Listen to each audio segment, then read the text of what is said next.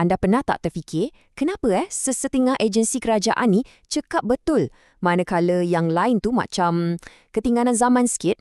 Kuncinya mungkin terletak pada satu konsep yang, percaya atau tidak, dipinjam terus dari medan perang. Pengurusan strategik. Okey, jom kita jujur sekejap. Mesti semua pernah rasa benda ni kan? Bila kita berurusan dengan jabatan kerajaan, kadang-kadang kita terfikir, kenapalah proses ni lambat sangat nak berubah? Nah, soalan inilah yang akan jadi titik tolak perbincangan kita hari ni. Untuk kita rungkai isu ni, kita akan jelajah 5 topik utama. Kita akan mulakan perjalanan kita dari asal-usul strategi yang agak mengejutkan, iaitu di medan perang. Dan kita akan akhiri dengan persoalan kenapa ia sangat-sangat penting untuk perkhidmatan awam kita sekarang. Jadi, dari mana sebenarnya datangnya idea strategi ni? Mesti anda sangka ia dicipta dalam bilik mesyuarat korporat kan? Salah. Sebenarnya, ia lahir di tengah-tengah kehangatan medan perang.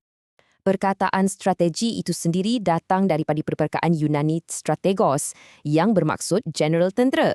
Jadi, cuba bayangkan ia bukan pasal carta pai atau mesyuarat, tapi pasal seni seorang general merangka gambaran besar untuk menewaskan musuh. Dan konsep ketenteraan ni berevolusi tau. Dari zaman purba, ia berpindah ke dunia korporat selepas Perang Dunia Kedua. Dan tak lama dulu, dalam tahun 90-an, barulah sektor awam kita mula sedar, kita pun boleh gula benda ni. Okey, persoalannya sekarang, macam mana satu konsep untuk menang perang boleh diubah suai untuk mentakdir sebuah negara atau agensi? Jom kita tengok transformasinya. Pengurusan strategik ni, bayangkan macam seorang chef yang handal. Ada seni dia, kreativiti, gerak hati untuk cipta resepti baru yang gempak. Tapi, ada juga sains dia. Kena ukur bahan dengan tepat, kena faham data.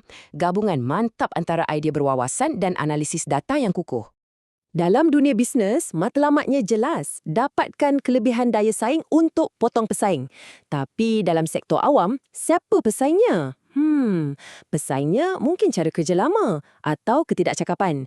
Jadi, kelebihan kat sini ialah keupayaan untuk bagi perkhidmatan yang lebih baik, lebih pantas dan lebih efektif kepada kita semua sebagai rakyat.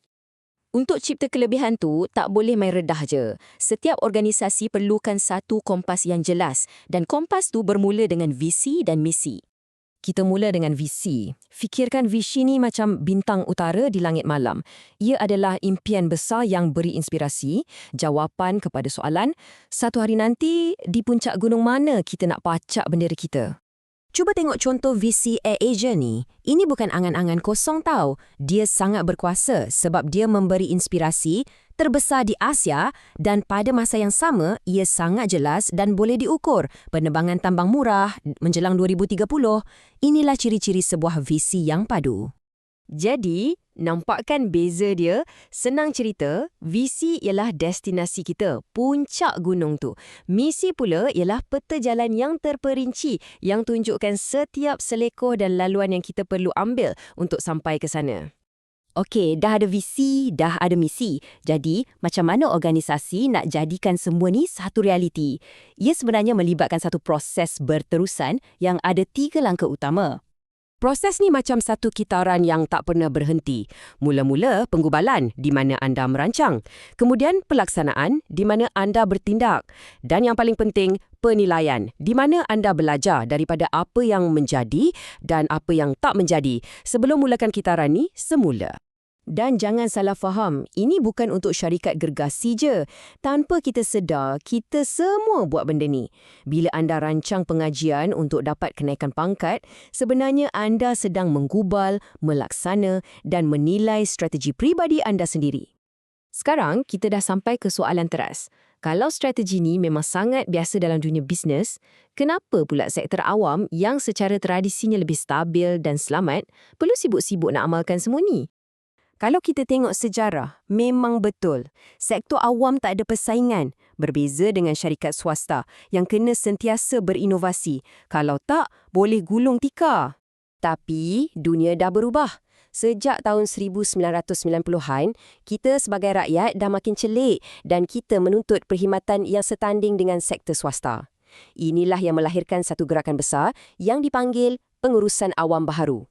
Ringkasnya, ia adalah satu idea untuk suntik DNA bisnes, kecekapan, kelajuan, strategi ke dalam jentera kerajaan. Ini membawa kita kembali kepada persoalan asal kita tadi. Dengan menggunakan semua alat-alat strategi ini, adakah mungkin untuk kita ubah sifat birokrasi itu sendiri? Boleh tak sebuah agensi kerajaan menjadi sepantas dan seinovatif sebuah syarikat startup? Fikir-fikirkan.